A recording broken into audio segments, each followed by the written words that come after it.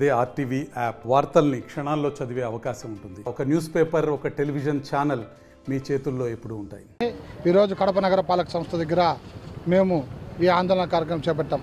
గతంలో అందరూ తెలిసిందే, గత ప్రభుత్వం మున్సిపల్ కార్మికులకు ఇచ్చేటువంటి హామీలను ఏది నెరవేర్చని పక్షంలో జనవరి మాసంలో మేమందరము రాష్ట్ర వ్యాప్తంగా మున్సిపల్ వర్కర్స్ యూనియన్లందరము సమ్మెలకు పాల్గొని సమ్మె పిలుపునిచ్చి ఆ సమ్మె కాలంలో ఉధృతంగా దాదాపు ఒక 13 రోజులు సమ్మె చేస్తే అప్పుడున్నటువంటి ఆ వైసీపీ ప్రభుత్వం గద్దె దిగి వచ్చేసి ఏదైతే మేము 19 అంశాలు మాకు మున్సిపల్ కార్మికుల డిమాండ్లు ఏదైతే ప్రధానంగా ఉన్నాయో వాటన్నింటినీ నెరవేర్చాలని చెప్పేసి ఆనాడు కోరడం జరిగింది.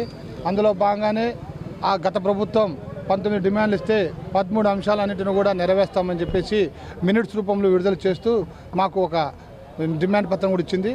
కానీ దానిలో కేవలం 2 మాత్రమే జీవోల రూపంలో ఇచ్చి, ఒకటి పారిశుద్ధ్య కార్మికులకి 20,000 వేతనాలు జీవో నెంబర్ 1 ప్రకారము, మరి జీవో నెంబర్ 10 ప్రకారం వచ్చేసి డ్రైవర్లకు 24,500 వేతనాలు ఇస్తామని చెప్పి 2 జీవోలు ఇచ్చి ఏదో కంటి తుడుపుగా మాకు చేయడం జరిగింది.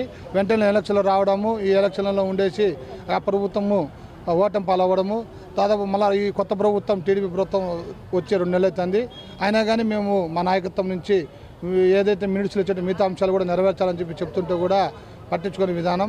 అందులో భాగంగానే మేము అడుగుతున్నా కానీ ఇవన్నీ బడ్జెట్ సమావేశాల్లో పెట్టి నెరవేరుస్తామని చెప్పేసి తోసిపుచ్చే విధానం ఉంది. కాబట్టి ఈ పొద్దు మళ్ళీ ఈ ప్రభుత్వానికి మేలుకొల్పుగా చేసే విధానంగా మా నాయకత్వం నిర్ణయం తీసుకొని ఈ ధర్నా కార్యక్రమం చేపట్టడం జరిగింది.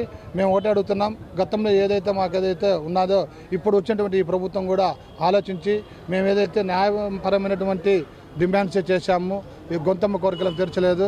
వెంటనే మీరు వచ్చినటువంటి ఈ ప్రభుత్వం కూడా ఏదైతే మాకు పెండింగ్లో మేము ఏదైతే న్యాయపరంగా డిమాండ్స్ చెప్పామో వాటన్నింటినీ నెరవేర్చాలి. మేము ఒకటే అడుగుతున్నాం, ఈ సభామూర్ఖంగా ఈ మీడియా ప్రకంగా ఏ ప్రభుత్వం వచ్చినా ప్రతి ఒక్కరూ వెంటనే ప్రభుత్వంలో రాకముందు కానీ వచ్చిన తర్వాత కానీ ప్రజలకు అవి ఇస్తాం ఈ ఇస్తామని అంటారు. మేము కూడా ఓటర్లమే, మేము కూడా ప్రజలమే.